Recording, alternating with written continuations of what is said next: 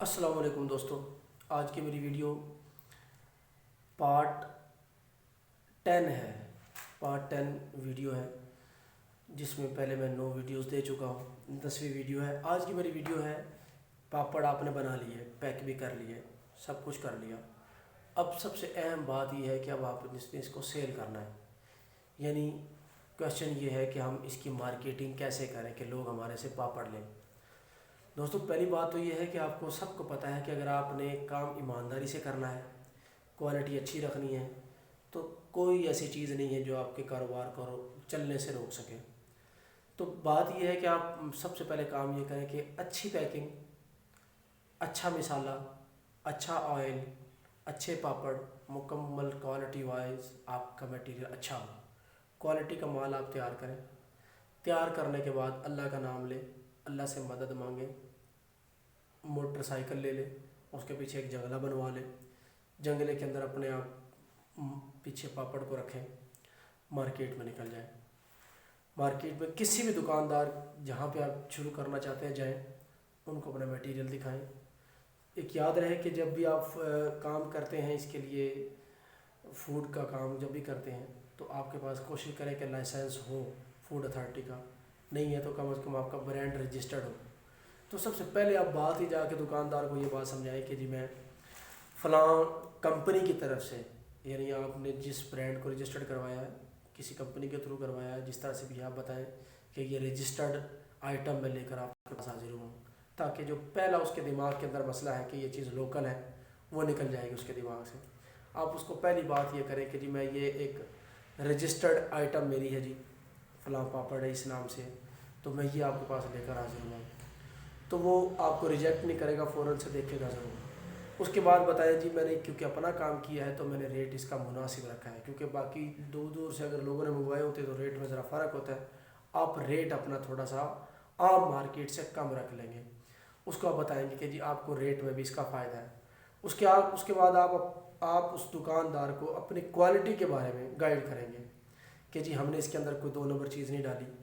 آپ اس کے سامنے پیکٹ کو کھول کے خود کھا کے اس کو دکھائیں گے، تاکہ اس کو اعتبار آئے کہ آپ کا جو تیار کردہ مال ہے وہ کوالٹی والا ہے، آپ خود کھاتے ہیں۔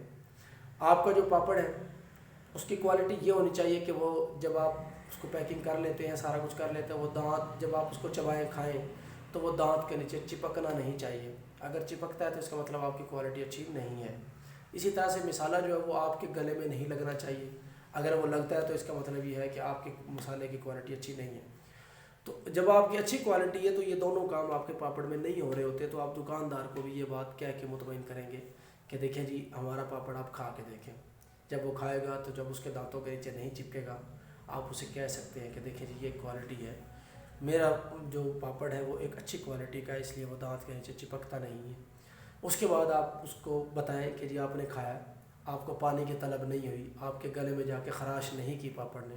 اگر اس نے خراش نہیں کی، پانی کی آپ کو طلب نہیں ہوئی، اس کا مطلب یہ ہے کہ میرا میٹیریل کوالٹی والا ہے۔ آئل آپ کا اوپر سے نظر نہیں آ رہا ہوتا، آپ بتائیں کہ اس کو مکمل اس کے اندر سے آئل کو خشک کیا گیا ہے اور اچھا ایک میٹیریل ہے۔ دکاندار آپ کے اس میٹیریل سے مطمئن ہو جاتا ہے۔ لیکن اس کے بعد بات آتی ہے، وہ کہتا ہے کہ جی میں نے ادھار لینا ہے۔ تو دوستو ادھار کسی بھی نئے بزنس میں کرنے والا بیوقوف ہوتا ہے، ادھار آپ نے نہیں کرنا۔ ہاں اگر آپ کے بہت ہی زیادہ آپ کے اعتبار کے لوگ ہیں جن کے ساتھ آپ کا بہت عرصے سے کوئی لین دین ہے اور ملاقات ہے، آپ سمجھتے ہیں کہ یہ بندہ میرے ساتھ 2 نمبری نہیں کرے گا، یا آپ چاہتے ہیں کہ میں کسی کو سپورٹ کر کے ایک دفعہ اس کا کام چلوا دوں اور وہ میرے ساتھ اچھا بیہیو کرے گا، اگر آپ کو بلیو ہے تو آپ اس کے ساتھ تعاون کر سکتے ہیں، آپ اس کو اپنا مال دے سکتے ہیں اور چلائیں۔ لیکن یہ کہ شروع میں آپ کم ریٹ رکھ کے، اپنا بچت کا مارجن کم رکھ کے مارکیٹ میں مال کو دے دیں، کیونکہ چیز آپ کی اچھی ہوگی، مارکیٹ میں جائے گی، دکاندار کو بھی 4 پیسے آپ سے زیادہ بچیں گے، تو اس کا فائدہ یہ ہوگا کہ آپ کا مال مارکیٹ میں چل نکلے گا۔ تو یہی ایک سادہ طریقہ ہے پاپڑ کی مارکیٹنگ کرنے کا، کوئی مشکل طریقہ نہیں ہے۔ یہ کوئی ایسا آئٹم نہیں ہے کہ جو لوگ نہیں لیں گے، لوگ لیتے ہیں، کیونکہ ہر دکان پہ یہ آئٹم چلتا ہے۔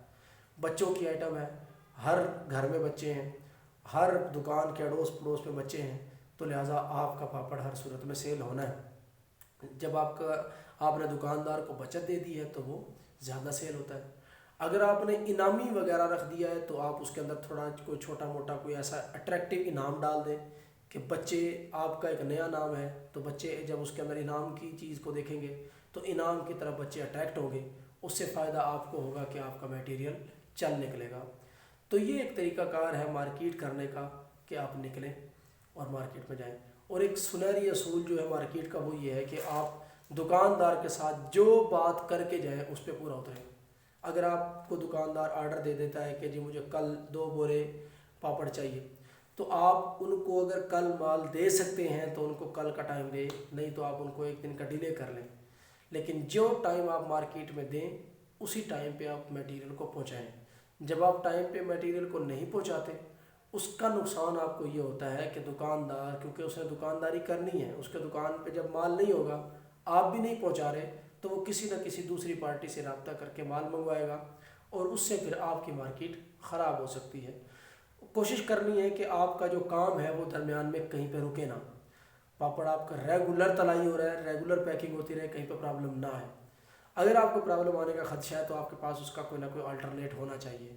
یہ نہ ہو کہ مارکیٹ سے آپ کے آرڈر آئے ہوئے پڑے ہو اور آپ کے پاس مشینری یا کسی قسم کا اور پرابلم ہو، اور آپ کے جب مال پراپر طریقے سے مارکیٹ میں نہیں پہنچے گا تو مارکیٹ والا جو دکاندار ہے وہ آپ سے مطمئن نہیں ہوگا، اور اس طرح سے پھر وہ کسی نہ کسی دوسری پارٹی سے رابطہ کرے گا اور آپ کو اس کا نقصان ہو سکتا ہے۔ اس لیے جو بات آپ نے مارکیٹ میں کرنی ہے اس پہ پورا اترنا ہے، میٹیریل آپ نے ٹائم پہ پہنچانا ہے، یہ سارے ان کے ساتھ ڈیلنگ جتنی بھی کرنی ہے وہ پراپر طریقے سے ٹائم پہ کرنی ہے۔ شکریہ دوستوں، امید کرتا ہوں آپ کو ویڈیو پسند آئی ہوگی۔ اللہ حافظ۔